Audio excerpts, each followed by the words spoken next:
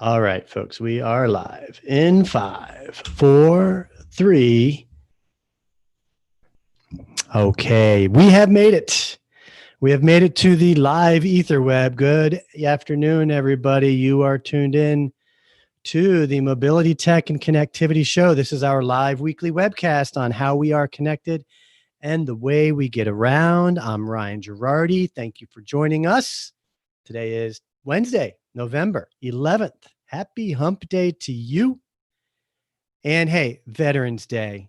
Today is Veterans Day. What a beautiful day. I love seeing all of the patriotism that comes out of a day like this, both virtually on social media, in the press, but also in your local community. It's really fabulous. I was actually talking to a service mechanic yesterday, and he wouldn't take an appointment for today because what they do is they do free oil changes and like checkups for military service personnel, veterans, as I should say, that they do that for. So just really, really, really cool. But thanks for being here, everybody.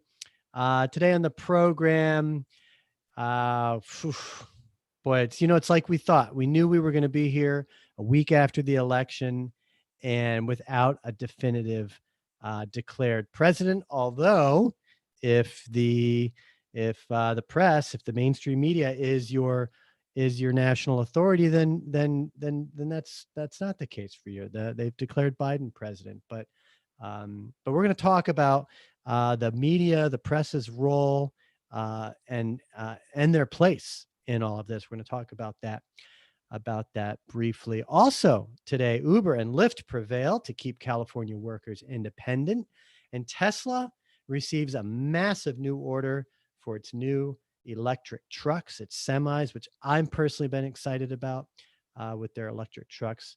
So we're going to look at that. And what else we got? Oh, a couple of cool items later today. Got Virgin. Hyperloop propels its first human passengers in a high-speed test, and Virgin Galactic is planned to launch its first crewed test flight from New Mexico this month. So we'll be looking at that. I have Jay Wertzberger joining us in just a moment as well from Auto Transport Intel. This is streamed live, as I mentioned, and then we record it and we feature our show on the Auto Converse podcast. So be sure to subscribe to the Auto Converse podcast in your preferred podcast app. And before I forget, remember, you can have this show sent to your phone every week if you opt into our SMS group. So text the keyword Auto Converse to 64600. And again, you can have this show sent right to your phone.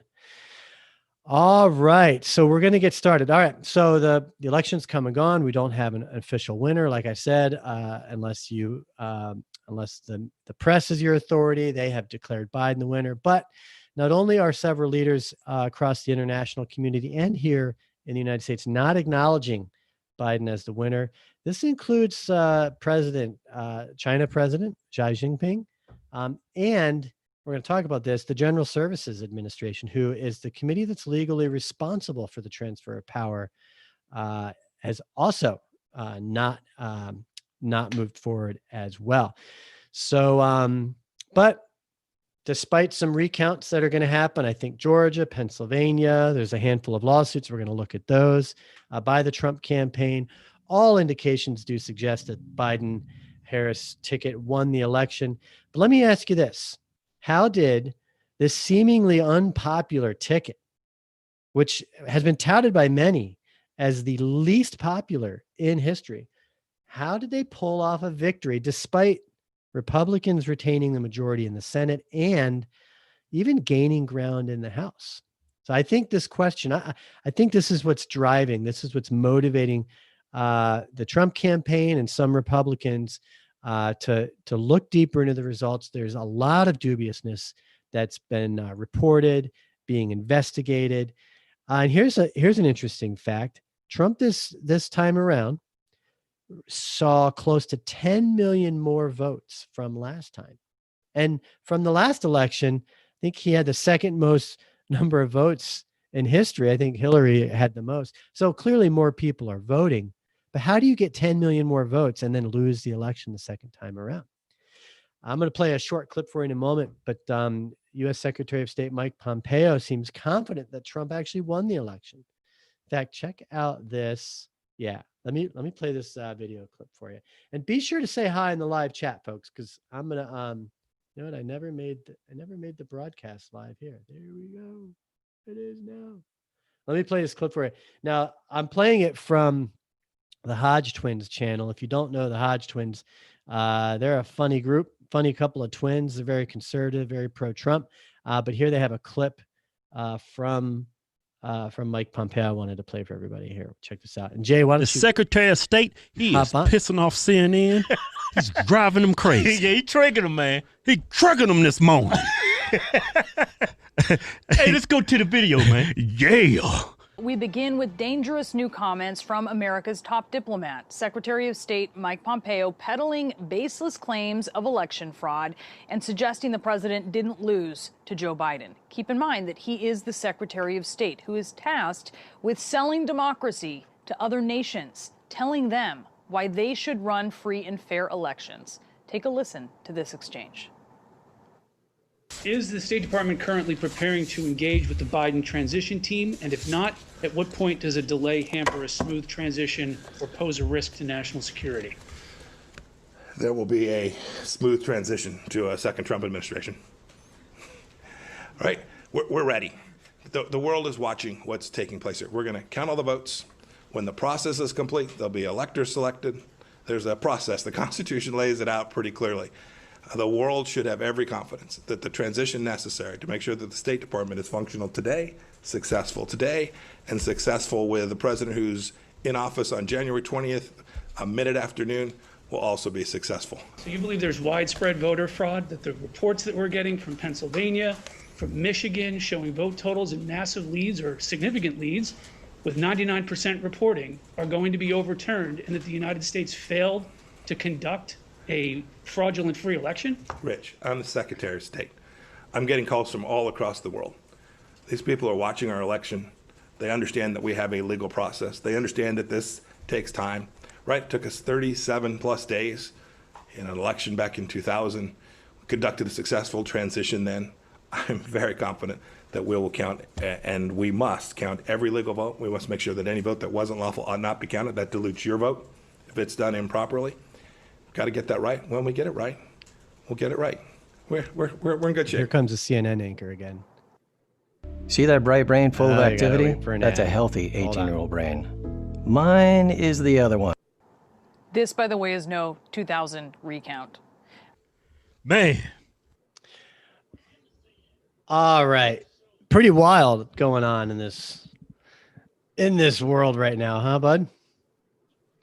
Yeah, but it's right on track with what we expected. Right, I'm not surprised. I know. I declared that this was to be expected last week when we went. Oh, you weren't here last week, but I said that. I mean, we're not going to know, and we're not going to know. This is crazy. Trying to figure out what's really going on. What's your experience been like? And I say that because you're a media guy. We've talked about mainstream media, corporate media, lamestream media. It's a label that it gets tossed around all too easily, right? It does absolutely way too easily. In fact, lamestream media. See that I can get on board with mainstream media, but lamestream media makes me think of Sarah Palin. And I don't think she's the authority on much. Where's she been in all this? I'm surprised she hasn't weighed in. Oh, okay. I didn't know if maybe she. I would imagine she's in touch with postal workers that have found dirty ballots. Hey, listen, what makes Pompeo have any more authority than the lamestream media? He's the Secretary of State.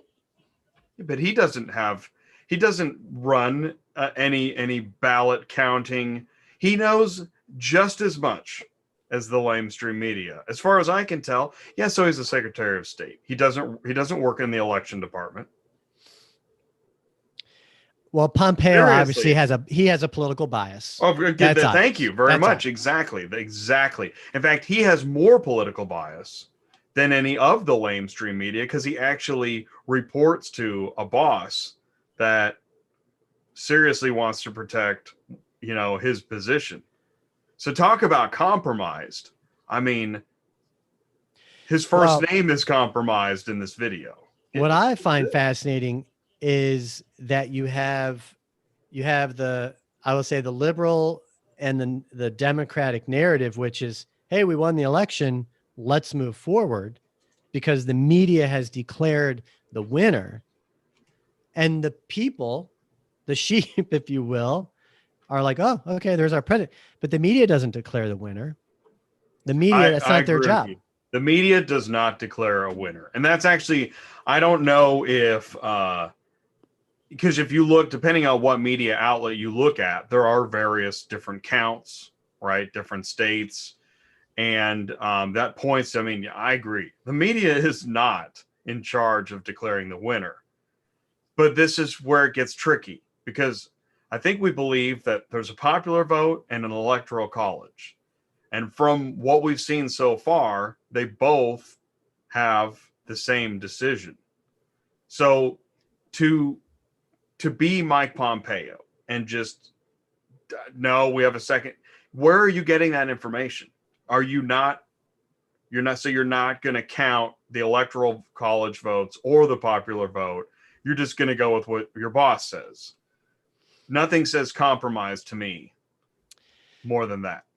Yeah, I think, to be fair, he cannot be in an objective. Really, nobody can be objective about what's going on. I mean, when you listen to conservative rhetoric, the conservative rhetoric is massive voter fraud, and we're going to get to the bottom of this, and you should want that too, no matter where you stand on the political spectrum. The Democratic and the liberal narrative seems to be, there's no evidence of voter fraud, and there's no way that anything got rigged. And, the results are obvious. And then now you've got, are you familiar with the Trump Accountability Project? This just formed. This is a resource for journalists, editors, and other newsmakers reporting on the Trump administration. It's meant to catalog the anti-LGBTQ statements and actions of Trump and his in a circle, to basically to ostracize and prosecute, anyone in that camp that's aligned with that camp. And this just formed the other day. This is happening. Okay. This is happening.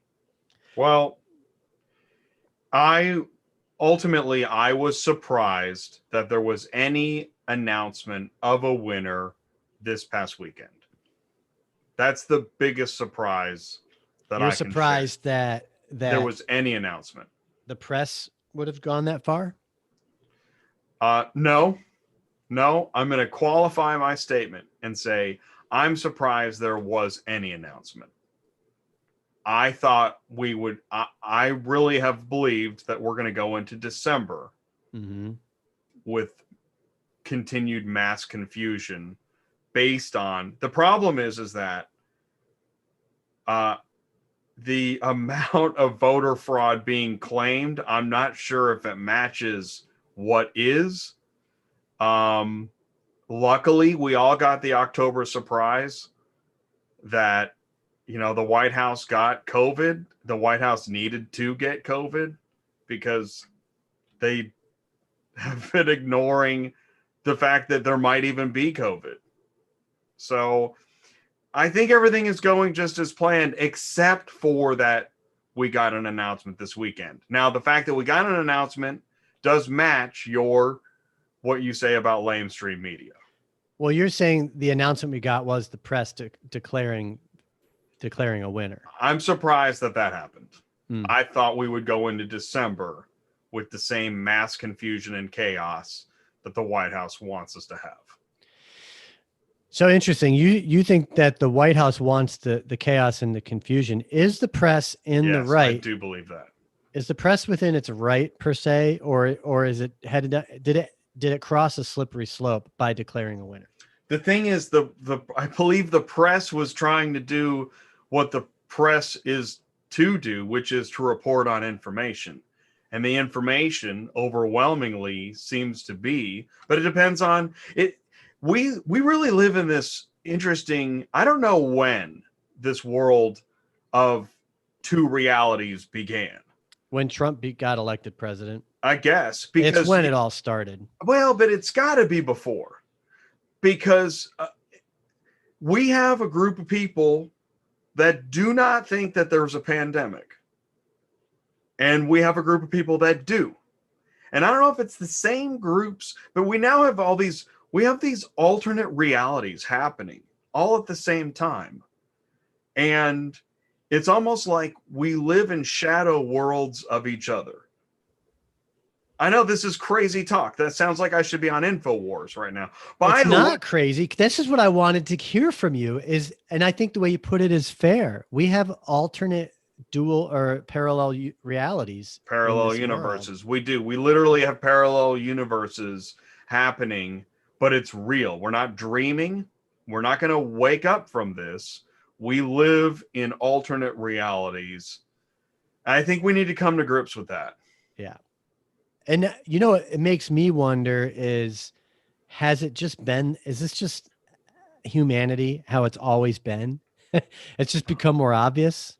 I don't think it's always, when you look back, the problem is when you look back historically, like let's say Vietnam War protests, right? There were alternate realities. I mean, there were people that were positive that Nixon was the greatest man ever. And then there were groups that were positive that Nixon's administration was a bunch of baby killers. I don't think we're that much different from then. And that was 50 years ago, right? Yeah. So this didn't just happen when Trump became president. And like Pompeo referenced, I think he referenced the 2000 election. In all seriousness, this is nothing like the 2000 election. It's not. I mean, you could draw comparisons, but that wouldn't be fair to science and facts. This isn't the 2000, and thank God, because that 2000 election, that was crazy. Yeah, I'm trying to remember how crazy that was, because didn't Gore win the popular vote? It was, yes. And that was like the first time that happened. It was so close too. Like the thing is that right now the count is 5 million votes off. Now, I know Giuliani is more than happy to pretend that there's 5 million dead people that voted, but I seriously don't believe that. I'm not that delusional. Do you believe 5 million dead people voted? Can I ask you that question? Is that a fair question? Well, I don't believe any dead people voted. Okay, fair. And I don't want to get into the minutia. I don't. But what I'm saying is that this is not the 2000 election. It's not as close as that was. I think even if we find out that some dead people were counted, I'm not sure if that swings the electoral college, because it's not near as close as I thought it was going to be. And maybe the argument is it's much closer than it looks. And maybe that's true. I don't know. But that was the problem with Gore, Bush was so close that it literally came down to a couple counties in Florida. Mm-hmm. This election doesn't seem to appear that close. And I think there's a reason it's not as close, because what we've seen in the past 4 years, no matter which side of the fence you're on, there has been a lot of intensity about it. I mean, from the wall to, it seemed like the issue changed every day for 4 years. And I think that's one of the things, is that some people are just exhausted after 4 years of constant changing story. But then you've got people that are like, no, it's all been fine and dandy. Again, alternate universe, because some people really are exhausted. I can't think of anyone that would say it's been fine and dandy. I bet you Lindsey Graham would say that, but Lindsey Graham will say whatever you want him to say. Did you see his primary debate? I can't even believe Lindsey Graham won again, but I'm not surprised. He ran against a guy who had a great story, and that guy should have beat Lindsey Graham. But Lindsey Graham knows how to game the system. Lindsey Graham is the swamp. Listen, if there is a swamp, which there probably is, Lindsey Graham is smack dab in the middle of the swamp, creating swamp. He is the swamp monster. Splashing swamp water. And that's another thing I think is that, like, somebody like me, let me tell you, I was really interested in seeing Trump do some of these things that he said he wanted to do, such as drain the swamp. I'm seeing a pretty big swamp. I don't see no swamp drain. I don't. And there's a lot of people like me that are like, yeah, you know what? We're exhausted.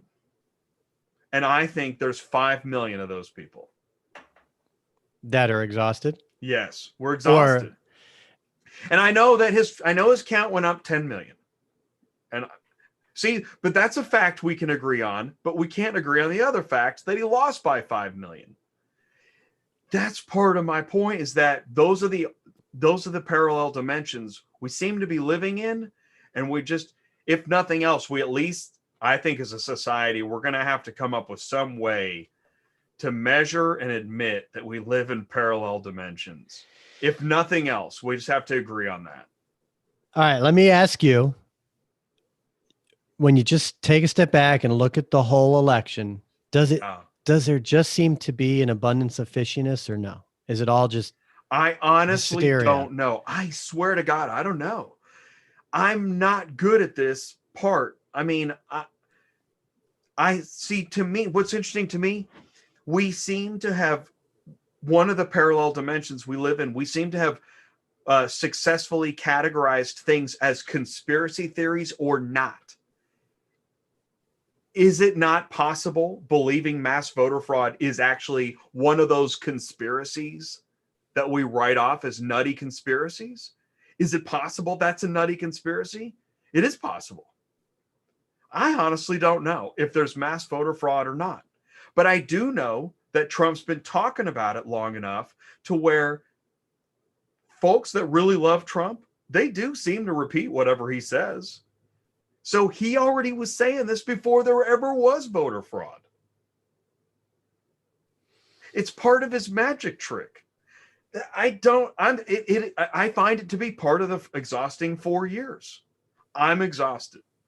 And I assume and expect Trump to continue to exhaust me until he's no longer there. And if that's another 4 years, whatever. But please, God, don't let him change the Constitution so that he never leaves. I can live with another 4 years of this craziness. Ugh. I don't want to, but I can, because I don't have to live with the guy. We're not roommates. And I do not read his tweets. And I do not care. And I do believe a lot of the craziness is real. I really want it to end. But you know what? We live in parallel dimensions. I accept that. So the reason, folks, I brought this up is to I wanted to get Jay's input, his analysis on the media's role in our lives and its authoritative role. I saw an interesting, I guess, statement. It wasn't a meme, but it basically insinuated that while, yes, Russia may have tried to meddle in our elections last time around, it paled in comparison to big tech's role in meddling with our elections. And that really struck a chord with me. And I'll bundle mainstream media in there. The term mainstream media, because it's been getting thrown around, MSM everywhere, right? I'd like to use the term corporate media, right? There's the major media outlets, I think, are owned by six different corporations. So for me, it just seems like these 6 corporations, Disney, I think put Comcast in there, Yeah. AT&T, right? And Fox News, I don't know what's happening with Fox News. They're just blowing up Oh my God. because they're Fox trying to get. News. It's insane. Let me tell you something. Here, But let me this finish is- the thought. Oh, Let me I'm just finish sorry. the thought. Okay. It just seems like that corporate interests, corporate America, liberal corporate America, has taken over the country's psyche, and I don't see it reflected in the voting. Why did the Republicans stay in the Senate, gain seats in the House, get 10 million more votes for their president, but still lose the presidency? That just doesn't line up. And I want to help. Oh, I want to help you here because I think part of the problem. I think people are not rejecting conservatism; they're rejecting the president. Theoretically, I'm fine with that. Okay. Just like, I mean, I don't think 10 million more votes is a rejection. well, it's not. He gained more voters because conservatives and Republicans will do anything to protect conservatism and republicanism. This is a serious problem, another problem that we have in this country. I think a lot of people, there's plenty of people that are pro-Trump, like pro-Trump the man. I mean, they airbrush him, they take 40 pounds off him and put him on fighter jets and all that. I think that's kind of Terminator wild. Trump. Yeah, that's kind of like your late night wrestling pro-Trump crowd. They've turned him into a wrestler, which I think should probably be acknowledged. It's a little strange. You've turned the guy into a cartoon superhero. Do you see that? It's passion, man. Call it blind passion. Because Okay, you know what? Because you know what? The president. No one thinks of Biden. No one's like, he's not a superhero. That's right. That's thank you. He's not a he's just a guy filling a presidential seat, which, by the way, the president is also a figurehead. So getting to the thing is, I think a lot of people, and they said it, they're not saying they love Biden, the man, but they want to end the craziness. Is that so wrong? It's so funny. You know what's funny? Trump calls him Sleepy Joe. I'll take Sleepy Joe any day right now. I would really like to get some sleep. My takeaway, and we're going to move on, folks, to other subjects. My take from talking with you is you're sick of Trump, and I'm tired of it. Yeah, we don't need a president to be that crazy. We just don't. My only counter to that is we don't. My counter to that is you're sick of Trump because of. I think he's crazy. No, because of media. I think no. That's what's funny. Media doesn't speak for me. You don't need media. But you can't get sick of Trump. You can't get sick of Trump if you don't watch anti-Trump media. Because if you don't watch anti-Trump media, he's not in your face. You don't get sick of him. That's funny, man. I can watch Trump and read Trump and hear Trump directly from Trump. I don't need any media source to do that. But you said earlier you don't do that because you're sick of him. No, believe me, I've tuned in. Hey, I grit my teeth and watch the car accident again, hoping for better. I've watched him go live and turn the thing into a spectacle where I thought it was going to be information. I've seen it over and over and over, and I'm tired of it. I'm really sick of it, man. Me and like 75 million people are tired of it. Well, I have a prediction. Okay. I have a prediction. Yeah, I have one too. I think Trump's out. I don't think he's going to pull off I don't know. litigation. I have a prediction that he's going to steal the election. Actually, I really do believe that. And I'm better off if I believe that. That way I end up okay. Because I got to get through this. It's like it wasn't legit. But here's my prediction. Yeah. I think Trump is going to have to start his own media network. I have a feeling he's going to do that. He should. And I say that because that's a good prediction. He should. I feel like conservatives, and I don't mean like ultra conservative. I mean like center right conservatives lost for something happened to Fox News. And I feel like center right conservatives lost an ally on fair and balanced reporting. I think Fox for years was fine, but something changed, and they have gone the way of left-wing corporate media. I don't know why. This is so funny because I think Fox is finally getting more fair and balanced. But that's it. See, what we're talking about is a description of the parallel universes we live in. We do not see the same worlds. Right. And that's okay, as long as we can accept that that is what's happening. Pretty darn amazing. It's pretty interesting stuff. All right. Well, we talked about a little more than I had planned, but that's okay. That's okay. In other news, folks, Uber, Lyft, and other app-based ride-hailing delivery services prevailed at the ballot box in their gamble to keep drivers classified as independent contractors. And the titans of the so-called gig economy bankrolled the most expensive ballot measure in California history to exempt drivers from being classified as company employees eligible for benefits and job protections. And the measure had more than 58% of the nearly 11 million votes counted so far. Proposition 22 pitted the gig economies, including DoorDash, Postmates, Instacart, against labor unions. And more than $225 million was spent, obviously the vast majority by companies. So the landmark state labor law known as AB5 threatened to upend the app-based business, which offers flexibility to drivers to work whenever they choose, but drivers forego protections like minimum wage, overtime, and health insurance and reimbursement. What do you think? It's a good development, or do you think it's bad for the drivers? You're talking about, and we're talking about California AB5, right? Yeah. So, I have never agreed with the AB5 premise that we need to reclassify independent contractors as something else. That's not fair. That's not right. To force companies to reclassify them? Yeah. I mean, because we live in a gig economy and a lot of people are independent contractors.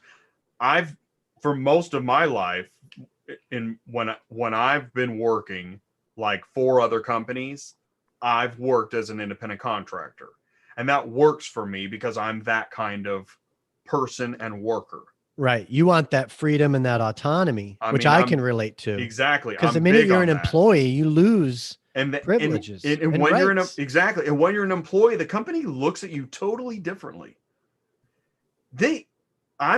Independent contractor, that is American. That is freedom. That is where entrepreneurism meets working for a company. So to strike down, and unfortunately, I think it's a strike against California, because California is already seen as this kind of nut job land. And in some ways it is. I think that, and that's where a lot of people like me, I lived in California, but some of these far left liberal policies bothered me too. And this gets into like AOC. Yeah. If Sleepy Joe does win, yeah, we got to keep AOC like at bay. Can we give her a tranquilizer, please? I think she's gonna jump the trampoline. She's got to be pumped up. And she is. And if she hijacks the good that's happened, yeah, it's gonna be right. And that's where that pendulum keeps. I don't know why it has to swing so far, but anyways, AB5 was incorrect to take away independent contractor rights. So awesome.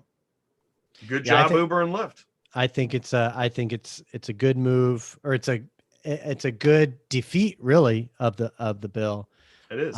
For sure. Yeah. Because, I think there's an overemphasis in this country in employment and having a job. And there's like this false assurance.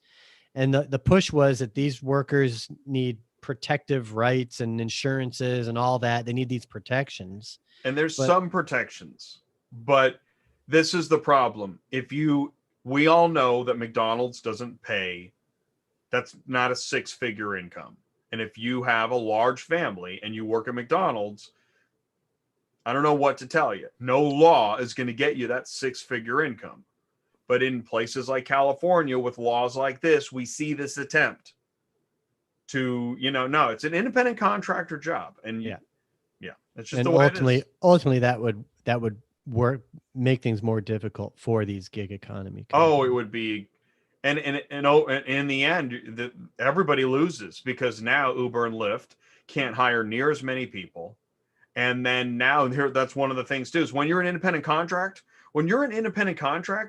you're always working to get your next job. And when you're a company employee, are you? No, you're set. Yep. And then you end up, and now Uber and Lyft will turn into, what looks like the government, which is a lot of jobs where you feel like nobody's working that hard, which is unfortunate. Good for California. I'm not a total liberal. There you go. I'm not an absolute lefty. I'm right down the middle. You're right down the middle. Right down the middle. I'm not. Yeah. Here's a cool story. Tesla receives massive new order of Tesla semi-electric trucks. Yeah. I like this. You're in the transport business. It's inevitable. That they're going electric or what? What's inevitable? Well, electric is first. Mm-hmm. Autonomous is ultimate. And when I say autonomous, I mean, there's still going to be people doing things. You'll still have a guy either in the truck or in a room working with the truck. Mm-hmm. There's still a guy, or a male or female, or LBGT or Q, or positive, negative, whatever they call it, right? All of the categories. I'm having fun here, but my point is that you're still going to have a human being doing a job somehow. I don't exactly know the answer of what that is. Yeah, you're getting into the autonomous aspect. The Tesla semi truck, I think it's called the Dream Truck, unless they dropped the name. Now they rolled this out in 2017. And it's a Class 8 truck. Since it's first been asking for $5,000 deposit per truck, later increased to $20,000. Makes it more impressive. They got 130 orders by Walmart. Right. Walmart reserved 130. Pride Group Enterprises placed a reservation for 150 with the option to buy 500 more. And this could be worth $22 and $100 million, depending on the final number of trucks. You know what I like about this truck? 0 to 60. If there's one thing that I find frustrating on the road, right, is the mixture of semis and cars, right? On the highway, not such a big deal. You're moving. But when you're in like city streets, it's like you get behind a truck and it just throws it all off. So that's what I like about this truck. This thing goes 0 to 60 in like 10 seconds, 11 seconds. Wow. Which is actually kind of frightening. Imagine a semi going. That's insane. Yeah. Yeah. Well, yeah, no, I mean, climate change is real. We do need to find a way to reduce emissions. And when I say we, I mean you. I'm laughing because, right? I mean, I don't know how to weigh in on all that, but we do need to keep it in mind. If we do not make changes, we're gonna be living on Mars, hot sand in 100 years, or something to that degree. So, given climate change, and then fossil fuels, I don't know if we'll have dinosaur bone juice forever. And then, I mean, as far as power, and I think it's the right way to go. I think you see electric vans, electric cars, electric trucks. Yeah, it's just part of it. And I tell you what, because then somebody will say, well, what about all the people that have jobs in the fossil fuel industry? Well, I don't know how to say this, but I mean, I don't know. Is that why we still have brooms? Because there's people that are employed by broom companies. Yeah, I've said this before on the show. Whenever you're worried about jobs because of robots and technology and autonomous driving, you're coming from a place of fear and misunderstanding, because innovation breeds new types of jobs. I mean, you and I have the ability to have a living and to have a career off of a new paradigm and technology and a new society that we couldn't have done, 100 years ago, let alone maybe even more recent than that. So with innovation comes new opportunity. But I will say, and I think you might have seen this, is that there was that conversation, Tucker and Ben talking about, let's say with all right now, how many truck drivers do we have on the road? Like 1 million, 2 million? Yeah, I don't 8 even know. million?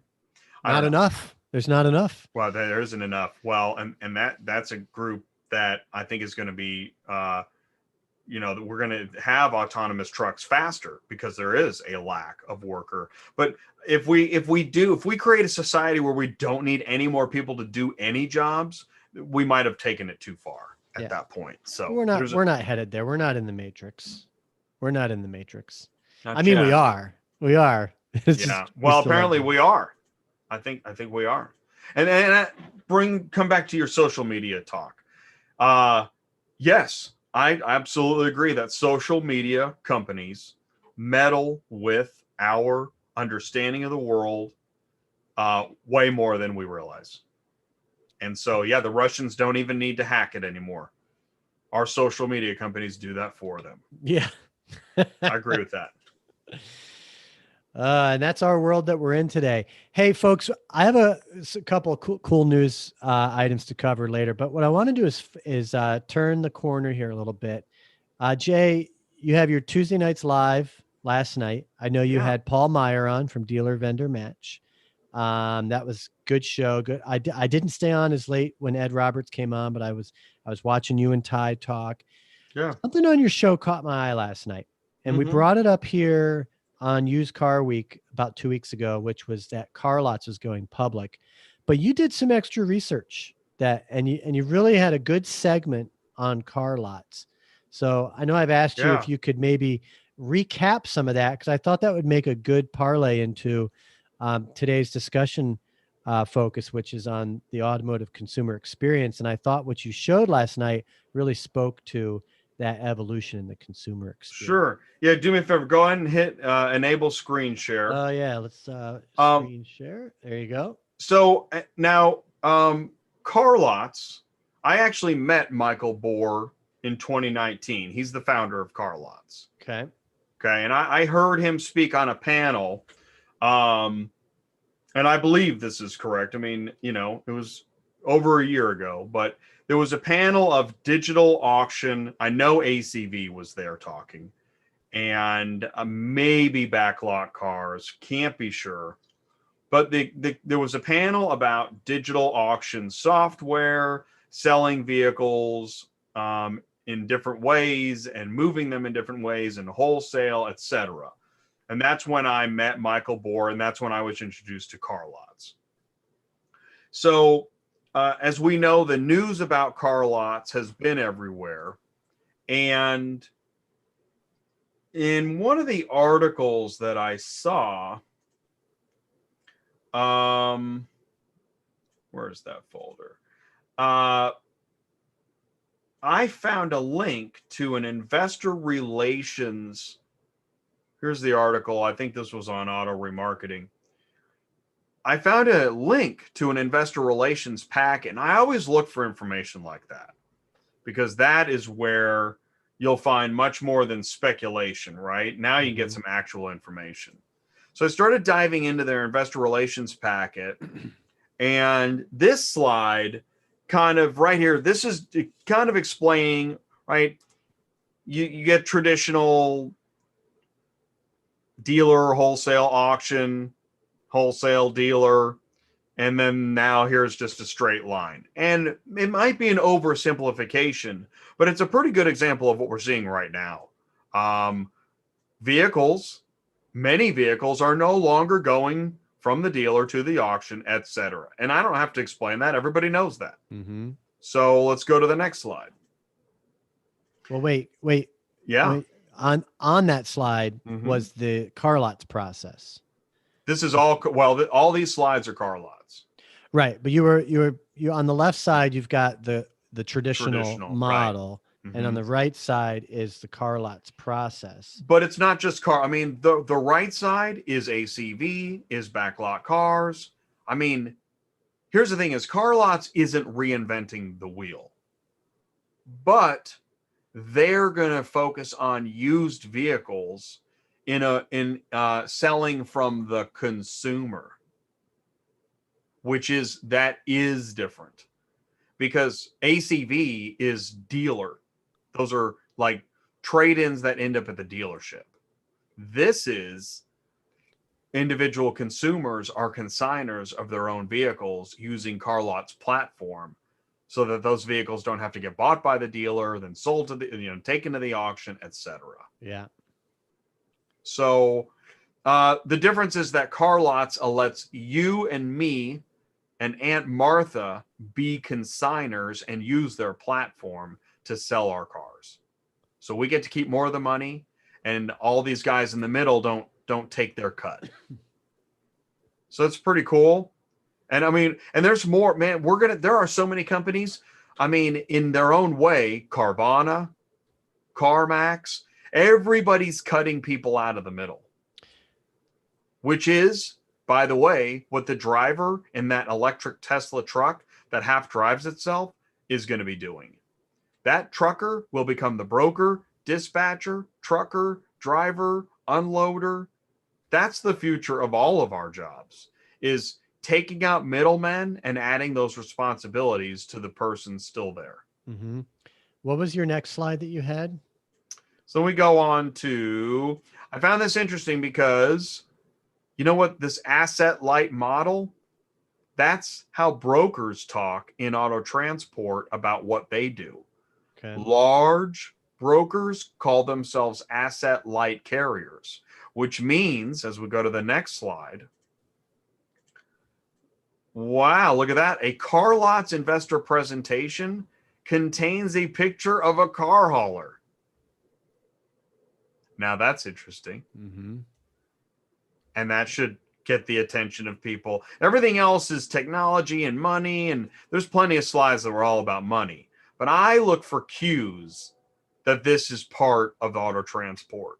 Even the mobile app, CarLot's, this is the CarLot's mobile app, so that, you can be clicking around and making sure that your hair appointment, you don't have to work around your hair appointment to get your car. This is today. This is in 5 years. Now that's projected. Right. Can we go back a couple slides there? Sure. So, well, yeah, compelling that. Let's look at this. Okay. Let's get, because again, folks, our focus is on the consumer experience. I know last night, I think you were probably looking at CarLot's from an industry, from a transport perspective, but I want to look at it from a consumer perspective today. Okay. Carvana is probably could be touted as the ultimate disruptor right now in the used car business. Yes. Vroom is gaining some headway. I think you even had a slide that showed market share and value. Yeah. Here, let's just jump to that. Keep talking, but yeah, I'm going to jump to that. And CarLot's came onto my radar just over the last month. Didn't look into it to the extent that you did, but in the same month, both Shift and CarLot's went public. So you have 4 players now. You have 4 national players that are public. And CarMax is not on here, but they belong on here. You're right. They're not on there. Really, because all these companies are going after CarMax's market share. That's why. Well, and right. CarMax started it, I believe. Yeah. And Carvana seems to have taken over. I would say Carvana's number 1. CarMax is number 2. As far as what? Shift, see, I'm gonna say mind. I'm gonna say mind share. No, I mean Carvana is not even a quarter. They're probably close to 1/4 the volume that CarMax has. See, that's what's funny is that you ask people, what's the number 1 online car buying nationwide company, and what are they going to say? They're going to say Carvana. They're going to say Carvana. Yeah, because CarMax isn't perceived as an online experience. Correct. When you think of CarMax, you think of I still got to go to a place. Right. Yep. Now, what CarMax has had is that competitive advantage at the wholesale level, where they could bring vehicles in at any distribution point or any acquisition point in the geographic market, and then they could move that car to another market and not have all these absorbent fees that dealers are accustomed to with auctions. Can you go back those couple of slides to that one screen? Sure. And let me just point this out too. There's a couple more. That's current valuation. That's projected growth in comparison. Okay, so those are the slides. Which one do you want to go to? Back one more, right? One more right here. So if you are a buyer, meaning you want to buy a car, CarLots is saying choose from nationwide inventory, significant savings, which could be justified because they've cut out middlemen. Ease of shopping online, allow remote retailing, buying with confidence backed by CarLots brand. So maybe they put some sort of 90-day or 1-year guarantee on their cars. Right. They could partner with a company like Dealer Specialties that does car score and different ways of, giving you that CPO experience. So if you think about the proposition, the value prop to the buyer, it's no different from the value prop, from the proposition that a dealer's made to a customer, indefinitely, right? Hey, buy from us. You're going to have a great experience. You're going to pay less and, a good dealer. And, we guarantee your car. Those are all the same propositions. Now, can they really provide a better experience? That's possible. Who knows? You take out the human, it could be a worse experience. That's chancy. Well, and what's funny again is one of the messy parts of this process. One of the messiest is transportation. Where's the car now? Right. And how does it get to the person it needs to get to? And Yes. Is there any reconditioning part? Because I can see transporters delivering vehicles that came straight from some other individual, and the buyer goes, "What? That's not my car." And the transport guy goes, "Yeah, it is. See you later." Call a corporate office. Yeah, here's the 800 number. Have a great day. But what do you know about how they're delivering their cars? But I want to say this, in all fairness, anybody from CarLots watching this, I am speculating live. Everything may be absolutely perfect. I don't know. This is great info. Now, here's what stands out to me is the seller path, right? That you can list your car on the site. Now you can do that on autotradercars.com. Now the best place to list them is Facebook Marketplace. But you can list your car to sell. Yeah, which is a great idea. That way it's not Craigslist, right? I can't even believe Craigslist got as far as it did with dealers. Horrible listing platform. So it's actually a great idea, and that's why it's gotten so much attention. Mm-hmm. It is a great idea. Now, what was that next slide? It's funny, you have to minimize it to go to the next one, huh? Yeah. Interesting. Proprietary technology integrated with sourcing partners, sync apps, real-time data. Yeah, that's all back-end stuff. Right. Yeah. Everything's the same. Well, this is good. This is good. I mean, I think I was wondering this recently, over the last couple of months. I'm like, there's Carvana. What was the company that shut down? Was it Boomi? Was that the little one? Yeah, it was Boomi. I don't even know that. Yeah, because Vroom survived, but Boomi did not make it. Boomi did not make it. How do you spell Boomi? Boomi. You looking it up? Mm-hmm. Boomi. I think it was Boomi. I don't know that one. I could have it totally wrong, but one of them didn't. Was there a Zoomy? No, that's a shoe. Team Umi Zoomy? It's a cartoon. Yeah, I don't know. I think it was called Booming. I mean, some are going to come. Well, that's why when I met Michael Bohr, somebody knew something because he spoke on a panel. Mm-hmm. So when I met him, I thought, at the time, well, I guess it could go either way. I mean, I don't really know. That's why I wanted to learn more. Well, I'm glad you did. It really stood out for me last night on the show, and so I appreciate being able to bring it up here today. Mm-hmm. Yeah, no, it's really interesting. Always interested, and it's also interesting to view in what way can you present data to an investor to get excited about what you're talking about. Mm-hmm. And that was a pretty good thing. I mean, slide after slide had a lot that show the technology, show the process, show the profit. And that in itself is an interesting learning experience. I mean, if you got something you want to get investors to get behind, it's going to take 30 pages. Might be smart to own stock in all 4 of these companies. Probably. All you need is one of them to work out. Yeah. And they probably all will. Actually, it's interesting. I was listening to Jeff Bezos talk, and he was saying that when in the swings that they've gone through with their stock, when you buy stock in a company, don't look at today or tomorrow. Just know that if this company goes in the long term, you win, and it can take a long term. Right. I mean, Amazon's 20 years old now. So right. That's how long it can take to win on your stock. Yeah. Yeah. And I mean, Amazon's been dominant over the last, 5 years from a retail shopping standpoint? Right.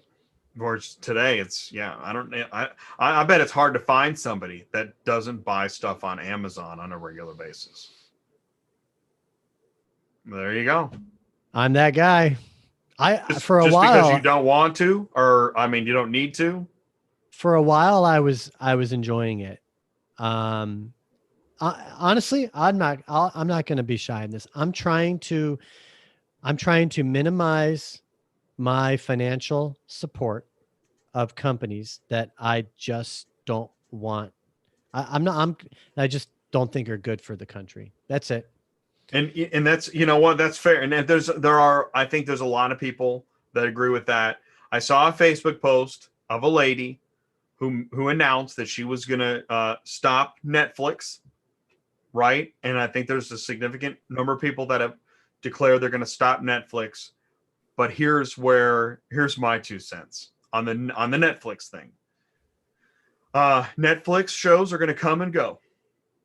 In fact, one of the reasons we consume media for entertainment is to have emotions and feelings about things, to discover things, to learn about things. And we're not always, there are plenty of Shakespeare plays and Broadway musicals that are not the lightest of comedy.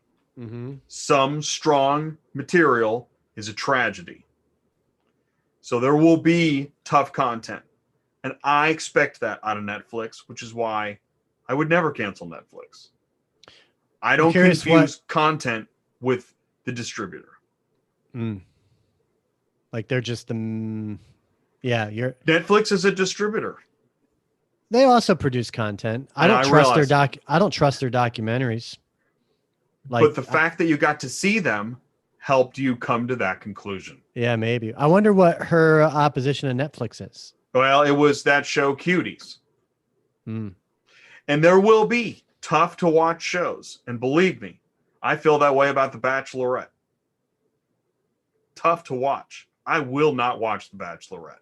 I haven't heard you bring that show up in a while. I'm not going to cancel primetime lamestream media because of The Bachelorette. Because of that show. I got exactly. I got you. And the Honey Boo Boo and all that crap, it's garbage.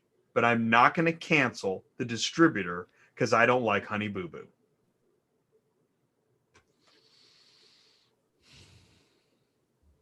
I have something fun for us. Cool. Then we're going to wrap it up. Okay. I'm going to play a video. Ding, ding, ding. It's not the most exciting video, but it's still Oh kinda fun. yeah, I was watching this. This is cool. Actually, I want to Virgin- try it. The Virgin Hyperloop. You know what the Hyperloop is? So where is this? That they did the Is this test. This is Europe? in no, it's in New Mexico, I think. Okay. Let me see.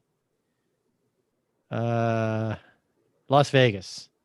Well, so I've heard about a couple That they're testing. They're Okay. testing. Yeah, but you can't, like, normal people can't go do this, right? This is a test.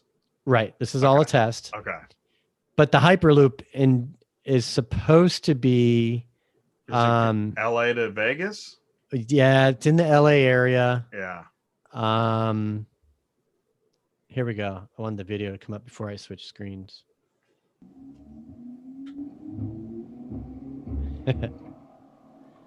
I mean, come on, it's no different from a subway. I mean, it's a little bit different. It's a little futuristic. Well, are they moving? I mean, is it like really, really super fast? Right? I mean, it will be. That's the point, right? Yeah, I mean, this is. You can see the experience here. It gets them up to like 110 miles an hour. That's right? pretty cool. Yeah, yeah. This is happening, man. Like Elon is making. Well, this isn't even Elon Musk. This is Virgin. Wow, this is Virgin. The Hyperloop. Yeah, I thought this was Elon too. Yeah, I in my mind I forgot. There's the boring companies making tunnels, Right. and I'll have a development next week between the Boring Company and Tesla. That'll be next week. So we've got Elon and we've got Richard Branson. Are there other guys doing this? Not with the public. What's Jeff Bezos doing? Is he doing anything like this? He got into media. He bought the Washington Post. Or is it the Washington Times? Anybody can buy Is it a the media Times? organization. I mean, but like Elon and Richard are trying new things. Is Jeff doing that too? Or is he just buying stuff? Well, I think Jeff's I think Jeff's accomplished that in so many other areas, like groceries. Well, dude, that's why exactly Amazon. It's crazy. Hosting. Oh yeah, AWS. Which I'm actually in the process of completely switching over to. Well, Hyperloop looks pretty cool. So that's a neat story. And it's funny, it's not Elon. Like he's every other story. Right. Yeah. Right. So now, hang on, I got something in my screen I can't seem to get rid of. Don't do this to me, ad blocker. Huh. I have this thing telling me to select my ad blocker. I don't want to select my ad blocker. Virgin Galactic is coming a step closer in getting paying tourists to the edge of space. And it just announced it's going to perform its first crewed test flight from Spaceport America. It's going to be later this month. It's called the VSS Unity Spaceship 2. That's what it stands for. It'll take off from Spaceport America in New Mexico. That's why I thought New Mexico, from where customers launched to the edge of space. It had previously performed a number of test flights from the Mojave Air and Spaceport in California, and it'll now do another test, but this time with crew aboard in New Mexico. It'll be taken into high altitude by a carrier jet and then released from where its rocket engines will carry it onward to an altitude of at least 50 miles and then descend and glide back to Earth. So good for Virgin. I love this stuff. So, and so for anyone watching there, when I AutoConverse, which is the blog and the podcast behind all this, when I first launched it in 2009, 2010, you know what it was set out to do? It was actually set out to be more akin to maybe something like, I don't want to say car lots, but it was designed to bridge consumers with dealers around their shopping and ownership needs of a vehicle. But the long-term vision was to get into mobility and transportation as a whole. And this was back in early, like I said, 2011. What I had my sights set on was basically cosmic or if you want, I wouldn't call it intergalactic, but what's that space like outer orbit or inner orbit, right, of a planet? Inner orbitary, right? You're in orbit. Yeah. You know when you watch space, you know when you watch Star Wars and they're always fighting like right in above the right atmosphere, Mhm. right? They're like right there, but they're still within orbit. I have always found that to be fascinating.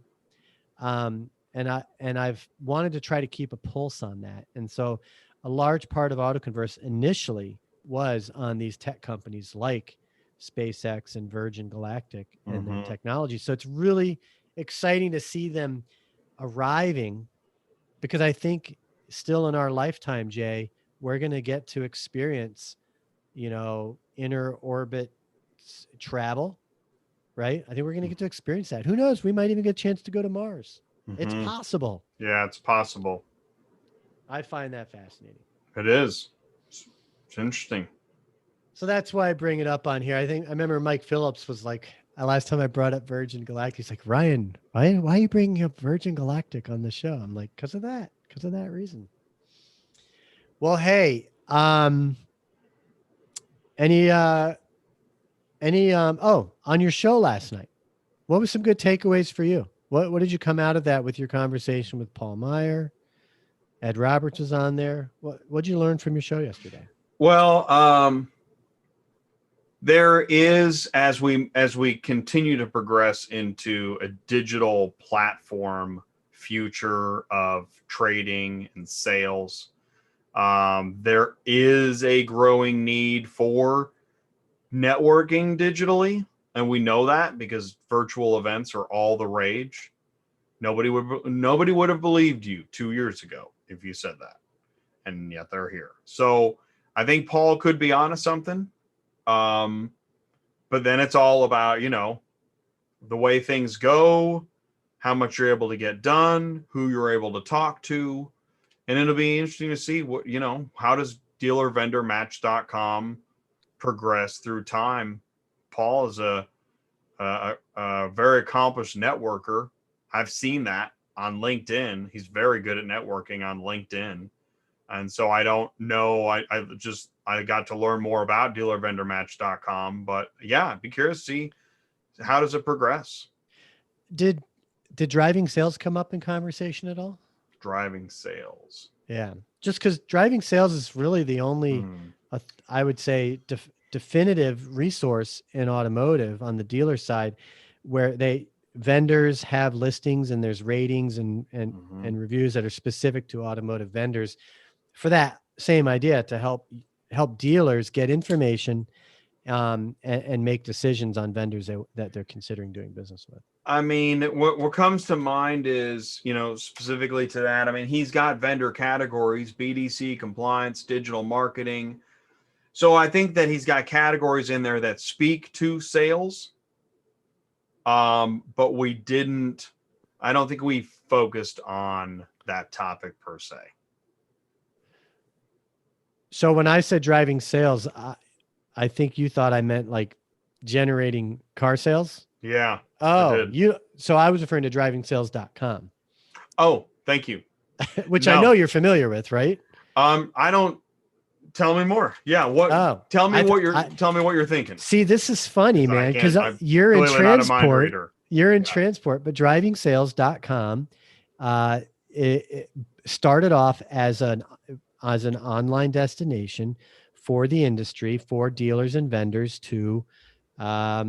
for dealers to research vendors. It was like a social media place for automotive. They launched the Executive Summit pretty quickly. We just had their 10th one last year. And the next one is actually, I think this week or next week is the next Executive Summit, but that's what drivingsales.com is. So cool. Yeah. Sorry, man. I just assumed you knew what that was. Well, no, I didn't. And I mean, from what I'm looking at, I suppose this is maybe what the future of dealervendormatch.com looks like. That's why I wondered if it came up, because it did not come up. No, it didn't come up at all. Yeah. And there's more to drivingsales.com than just the vendor Right. listings. There's more to it than just that. Right. I can see that. Yeah. Very interesting. Good question. Cool. Yeah, I'll have to look at this. Well, that's about it, folks. Thanks for tuning in. I'm Ryan Girardi. This is Jay Wertzberger here on the Mobility, Tech, and Connectivity Show. We're here every Wednesday at 2:00 Central. Thanks, everybody. And we cover, as you can see, a variety of industry news and current events. And we like to get into the national narrative that's going on. And we didn't have a panel per se. I really wanted to focus with Jay on car lots. He did some great research there. So thank you, Jay, for bringing that back up today. We will be back same time, same place next week. Our automotive focus next week is on selling cars and BDC. So automotive sales and BDC will be the focus. We'll have Mike Columbus back on, who you've seen up here a couple of times as well. So that's happening. And then I think from there, we only have one, maybe two more shows for the year. So stay tuned. Go to autoconverse.com and get subscribed to our website. And as I said earlier, be sure to text the keyword. I'm going to actually bring this up for you. Where is it? I'm not going to do it. But text the keyword autoconverse to 64600 and have the show sent to your phone every week before we go live. And thanks again for tuning in. I'm going to go ahead and sign off, and we'll see you right back here, same time, same place next week. Have a great rest of the day and great rest of the week, everyone. Take care.